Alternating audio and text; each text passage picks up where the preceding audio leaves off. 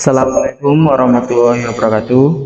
Di sini saya akan menjelaskan atau mempresentasikan hasil dari praktik kerja lapang saya yang telah saya laksanakan yang pertama di PT Petrokimia Gresik. Sebelumnya perkenalkan, nama saya Muhammad Dalamdi dengan nomor induk mahasiswa 180320010041. Di sini saya mengambil judul perencanaan dan pengendalian bahan baku batubara pada unit utilitas batu bara Departemen Produksi 3B PT Petrokimia Gresik. Yang pertama ada latar belakang, dan di sini juga dijelaskan deskripsi singkat dari perusahaan. PT Petrokimia Gresik merupakan salah satu anak perusahaan dari Pupuk Indonesia Holding Company. PT Petrokimia Gresik merupakan salah satu pabrik pupuk dan produk kimia terbesar di Indonesia. PT Petrokimia Gresik merupakan produksi pupuk antara lain pupuk urea, pupuk fosfat, pupuk ZA, dan sebagainya.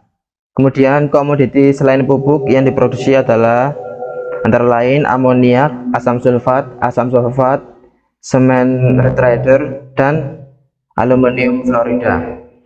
Kemudian perencanaan produksi merupakan perencanaan tentang produk apa dan berapa yang akan diproduksi oleh perusahaan yang bersangkutan dalam satu periode yang akan datang. Perencanaan produksi merupakan bagian dari perencanaan operasional di dalam perusahaan. Perencanaan produksi juga didefinisikan sebagai proses untuk memproduksi barang-barang pada satu periode tertentu sesuai dengan yang diramalkan atau dijadwalkan. Kemudian dengan adanya praktik kerja lapangan ini, maka saya sebagai mahasiswa dapat mengetahui secara langsung bagaimana sistem produksi dan perencanaan bahan baku, khususnya pada bagian bahan baku batu bara. Kemudian sistem produksi dan perencanaan produksi merupakan hal yang sangat perlu diperhatikan dalam bidang industri. Kemudian di sini ada ruang lingkup praktik kerja lapang saya. Yang pertama, sistem produksi steam dan listrik pada PT Petrokimia Gresik yang membahas mengenai sistem produksi dan perencanaan bahan baku yang meliputi yang pertama ada bahan baku, permesinan, tenaga kerja, proses produksi, produk yang dihasilkan, dan pengolahan limbah. Kemudian yang kedua ada perencanaan dan pengendalian produksi pada unit utilitas batu bara Departemen Produksi 3B. Kemudian ada tujuannya. Yang pertama ada untuk mengetahui sistem produksi dan layout aliran proses unit produksi steam dan listrik di PT Petrokimia Gresik. Kemudian yang kedua, menentukan peramalan dengan metode peramalan dan pengendalian persediaan dengan economic order quantity, safety stock, reorder point pada bahan baku batu bara. Kemudian yang ketiga ada untuk mengetahui produk yang dihasilkan pada pabrik 3B. Kemudian selanjutnya ada manfaat. Yang pertama, memberikan masukan maupun saran bagi perusahaan tempat melaksanakan praktik kerja dalam hal meningkatkan efektivitas maupun efisiensi. Kemudian yang kedua ada membantu mahasiswa dalam pemahaman ilmu keteknikan, khususnya teknik industri yang diperoleh di lapangan kerja yang sebenarnya. Kemudian yang terakhir, dapat memberikan informasi bagaimana perencanaan dan pengendalian bahan baku batu bara pada PT Petrokimia Gresik. Kemudian selanjutnya ada sistem produksi yang dijalankan oleh perusahaan, yang mana PT Petrokimia Gresik menggunakan sistem produksi make to stock atau MTS dan menerapkan proses produksi secara terus-menerus atau continuous process. Apabila ditinjau menurut tujuannya, operasi sistem produksi yang diterapkan pada perusahaan ini terintegrasi pada setiap elemen yang menjadi bagiannya. Apabila elemen tersebut dapat saling berinteraksi dan bekerjasama dengan baik, maka tujuan yang diinginkan akan dapat dicapai. Kemudian di sini ada proses flow diagram atau aliran proses dari produksi yang dijalankan di unit utilitas batu bara. Di sini didapatkan bahwasanya layout aliran proses berbentuk zigzag atau S-shape dengan tujuan untuk memanfaatkan lahan yang ada, namun mampu menerapkan proses aliran yang panjang. Aliran proses produksi ini sangat menguntungkan dan cocok digunakan pada perusahaan ini. Di gambar ini dijelaskan untuk urutan pemroduksian di unit utilitas batubara yang diawali dengan pengangkutan batu bara dari pelabuhan, kemudian disalurkan dan dijadikan bahan bakar untuk pembuatan steam. Kemudian selanjutnya saya akan menjelaskan tentang tugas khusus yang saya ambil, yakni perencanaan dan pengendalian bahan baku batu bara. Yang pertama, peramalan persediaan atau kebutuhan dengan metode peramalan moving average dan single exponential smoothing. Yang pertama, kita akan mengumpulkan data. Di sini data kebutuhan produksi yang dipakai adalah data bulanan selama 3 tahun, yakni di tahun 2017, 2019, dan 2020. Kemudian kita akan menentukan peramalan di periode selanjutnya. Dari data jumlah kebutuhan tersebut, saya akan membuat plot data dan didapatkan plot data yang cocok dengan gambar adalah plot data horizontal. Maka dari itu, metode yang cocok untuk pola data horizontal adalah metode moving average dan single exponential smoothing. Selanjutnya kita akan menentukan peramalan persediaan dengan metode moving average. Di sini di samping ada sebuah tabel yang menunjukkan hasil-hasil peramalan persediaan dari periode April 2017 sampai dengan Januari 2021. Angka ramalan pada periode pertama ditentukan berdasarkan angka perkiraan biasanya, dipilih angka rata-rata aktual produksi bulanan. Dalam kasus ini bisa kita dapatkan bahwasanya peramalan di periode April 2017 didapatkan dari rumus penjumlahan 3 periode sebelumnya dan dibagi 3 dan didapatkan hasil 25.365 ton. Begitu pula dengan periode selanjutnya. Kemudian setelah melakukan peramalan, di sini didapatkan grafik dari peramalan tersebut. Berdasarkan peramalan kebutuhan bahan baku dengan menggunakan model moving average, dapat diketahui bahwa ramalan produksi pada bulan Januari 2021 adalah sebesar 15.091 ton.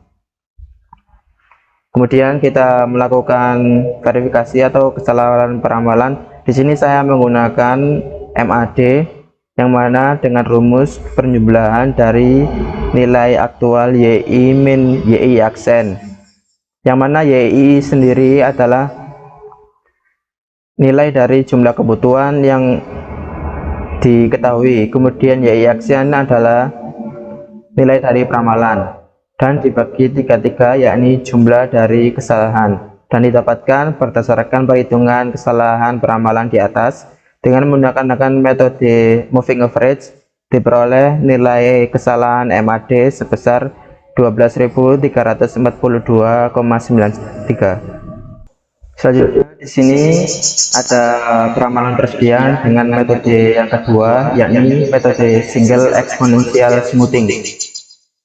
Didapatkan hasil peramalan dari periode Februari 2017 sampai dengan Januari 2021 pada tabel yang tertampilkan. Angka ramalan pada periode selanjutnya ditentukan dengan rumus nilai alfa dikali dengan nilai jumlah kebutuhan aktual pada periode sebelumnya ditambah dengan nilai alfa dikali dengan nilai peramalan periode sebelumnya. Dan di sini pada bulan Maret 2017 didapatkan hasil peramalan 33.159,9 ton. Begitu pula dengan periode selanjutnya menggunakan rumus yang sama. Kemudian setelah melakukan peramalan, di sini membuat grafik peramalan.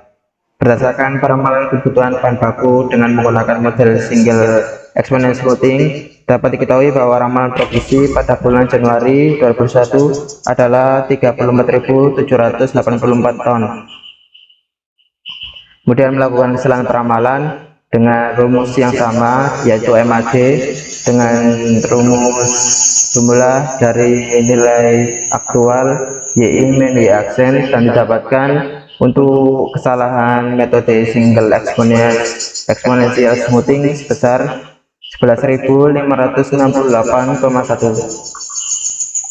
Kemudian selanjutnya melakukan analisis ramalan. Di sini kita akan mencari nilai kesalahan yang paling kecil, dan didapatkan nilai kesalahan yang paling kecil yakni nilai dari metode peramalan single exponential smoothing.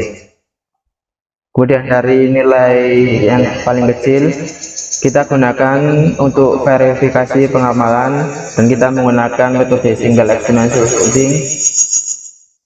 Yang pertama kita akan mencari nilai MR untuk mengetahui nilai PKA dan PKB. Nilai MR sendiri didapatkan dari pengurangan untuk YI aksen min YI periode sebelumnya dan periode yang telah dilaksanakan. Misal untuk MR bulan Maret 2017 didapatkan dari nilai YI aksen min YI bulan Februari 2017 dikurangi Maret 2017, dan dapatkan nilai pada Maret 2011 5.849,1. Jadi sini nilai MR rata-ratanya dapatkan 11.863,3 dan PKA nya 31.556,4, sedangkan PKB min 31.556,4. Kemudian membuat grafik validasi peramalan. Dari gambar samping dapat dilihat bahwa terdapat sistem yang stabil dapat dinyatakan secara statistik bahwa peramalan tersebut dapat digunakan untuk permintaan di periode mendatang. Selanjutnya kita akan melakukan pengendalian persediaan menggunakan metode EOQ atau Economic Order Quantity. Sini diawali dengan pengumpulan data jumlah kebutuhan batu bara di tahun 2020, data jumlah biaya pemesanan, biaya simpan, dan lead time. Kemudian yang pertama menentukan EOQ dengan rumus EOQ sama dengan akar dari 2D kali K dibagi H, yang mana D sendiri adalah jumlah kebutuhan, K adalah biaya pemesanan, dan H adalah biaya penyimpanan. Di sini didapatkan untuk nilai EOQ batu bara, jumlah pemesanan ekonomis bahan baku batu bara untuk setiap kali pesan pada tahun selanjutnya didapatkan 3025,1 ton. Dari nilai EOQ yang didapat diketahui frekuensi pemesanan dengan rumus F sama dengan D per Q, yang mana D nya sudah diketahui 159.216 dibagi dengan hasil dari EOQ dan didapatkan 52,63, dan saya bulatkan menjadi frekuensi pemesanannya sebesar 53 kali. Kemudian untuk jumlah hari pemesanan kembali didapatkan selama 7 hari. Kemudian selanjutnya ada penentuan safety stock dengan rumus persediaan bahan pengaman sama dengan kebutuhan max dikurangi kebutuhan rata-rata dikali lead time. Sini didapatkan untuk safety stocknya adalah 7.729,79 ton. Kemudian yang terakhir adalah penentuan reorder point. Perhitungan penentuan titik pemesanan kembali atau reorder point untuk bahan baku batu bara didapat dengan rumus D kali L dibagi 12, yang mana di sini didapatkan berdasarkan hasil perhitungan di atas, maka perusahaan harus melakukan pemesanan bahan baku batu bara kembali saat persediaan batu bara sebesar 11.012,44 ton. Baik, mungkin sekian saja untuk presentasi dari hasil kerja lapang saya yang telah saya laksanakan. Untuk kekurangannya mohon maaf. Akhir kata, wassalamualaikum warahmatullahi wabarakatuh. Terima kasih.